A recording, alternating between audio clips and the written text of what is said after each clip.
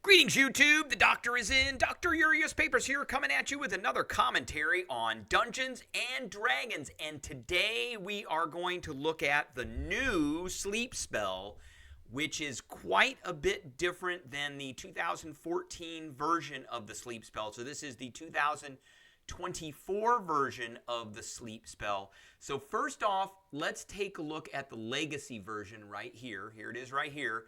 And I did a video on this a couple of years ago when I was going through all the spells. And at the time, we gave this version a B-. So let's take a look at it. It is an enchantment spell. It is usable by bards, sorcerers, wizards, twilight domain clerics, blood domain clerics, night domain clerics, oath of redemption, paladins, and the archfey warlocks. First level spell, one action. It had a range of 90 feet, 20-foot radius effect. And it had a duration of 1 minute, and it was based off of rolling 5d8. So you roll the 5d8, and that's how many hit points of creatures you can affect. And creatures within 20 feet of the point you choose are affected in ascending order of their current hit points. So you go lowest to highest. So you start with the creature with the lowest, and they fall unconscious. So there's no saving throw for this spell, which was great. But the problem with this spell is it didn't scale very well. That's the word I'm looking for, scale.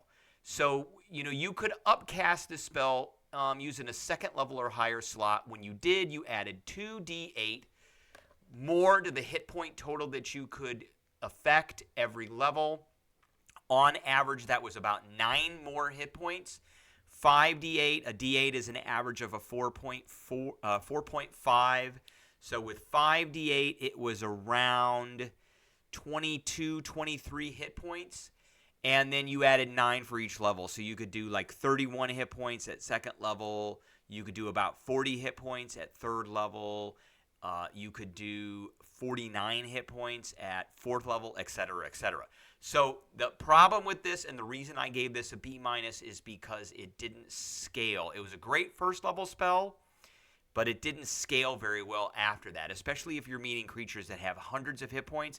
Now, it could end a combat after you had done damage, but that was not usually the case. It did have a really good range, and it did have a really good radius. It just didn't affect that much.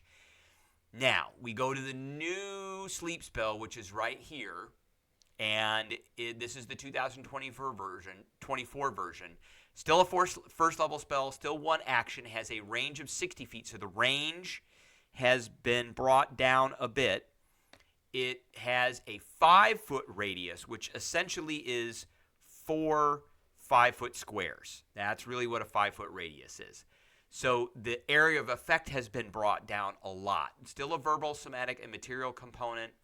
Still lasts for a minute, and it is concentration now. So the old sleep was not concentration. Still the enchantment school, and now there's a saving throw. So each creature of your choice in a 5-foot radius sphere centered on a point within range must succeed at a wisdom saving throw. And I love wisdom saving throws. All those mental saving throws are the best ones to target.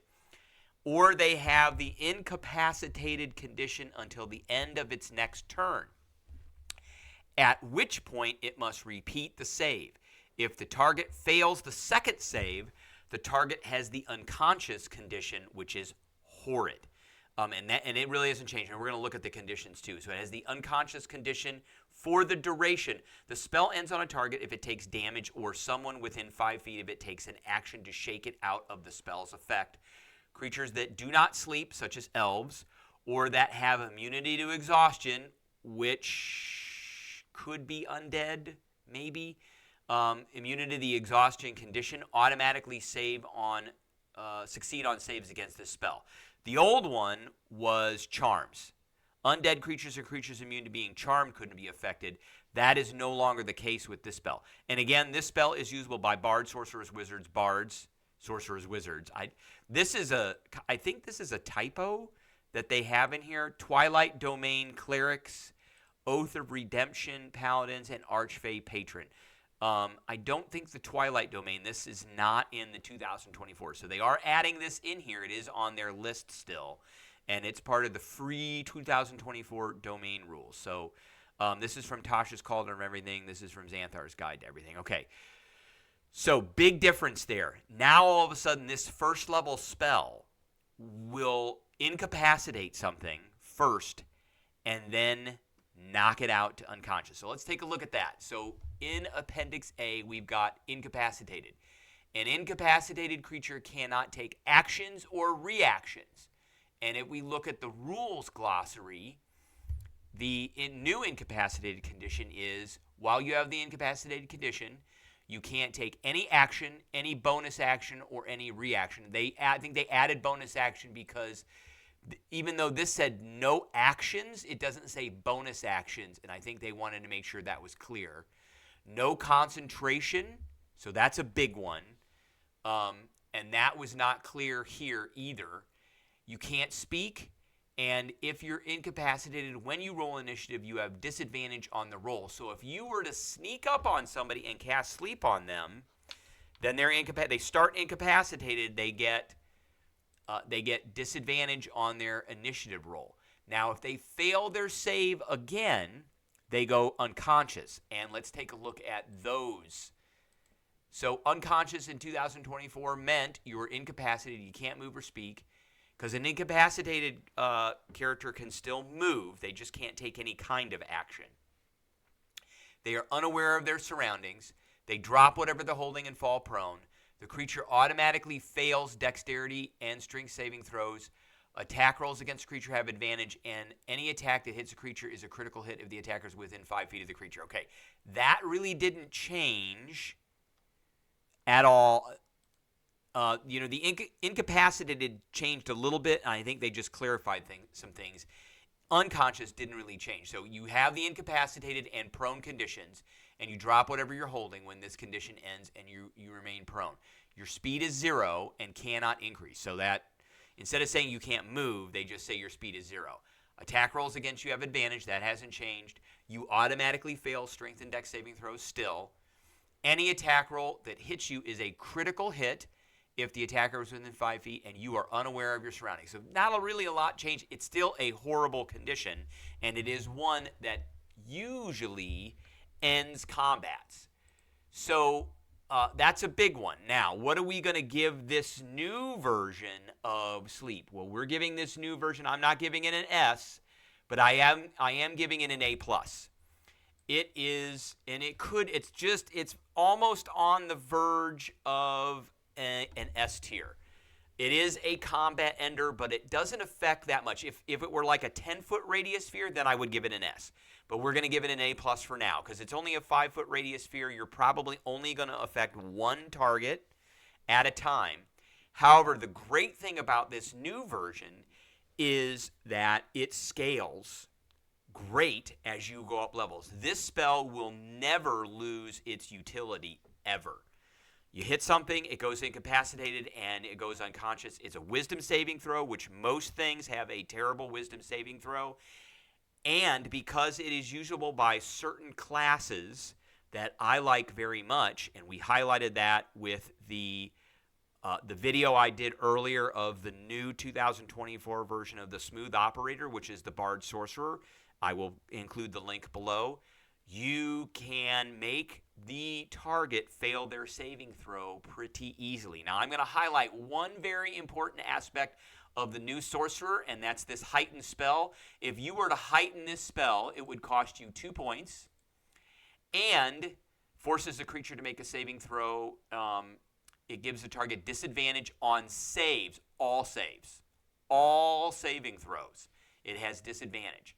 So it is going to have a disadvantage on that first wisdom saving throw to have the incapacitated condition, and then it's going to have its disadvantage on the second saving throw where it goes unconscious. Now and then right after that, everybody can just kind of gather around them, ready actions, and then go. And all those hits are going to be crit hits.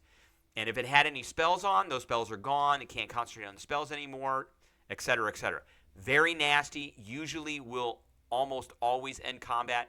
It's a first level spell, which means that you'll have multiple slots to cast this. You can cast this over and over and over again. It's so cheap to heighten it now. So you're almost guaranteed success with this particular spell. Then there are other ways. I've gone over these with the bard and the sorcerer, where if you were a wild magic sorcerer, so we can highlight that here real quick. If you were a wild magic sorcerer who had bend luck, your 6th level, you get to roll a d4 and you get to subtract it from a saving throw as a reaction on any d20 test. So that would be this right here. You could subtract and make it harder. If you were a bard of eloquence, you could use unsettling words. You get to use your bonus action to use your inspiration die to cause the target to have a penalty on their saving throw. All very bad. And then also, in addition, with the sorcerer, we also get this innate sorcery. So you increase the spell DCs of your spells by 1. That is awesome. So making it even harder. There's so many ways that sorcerers now can break spells and make them very hard. So I will be adding this on. I didn't even realize that this was like this. Somebody pointed this out to me during the video that I put out about the Smooth Operator Sorcerer Bard. And I looked at this spell. I was like, oh my God, this is massive. So I hope everybody enjoyed the video. I will be putting more out, and I will catch everybody later.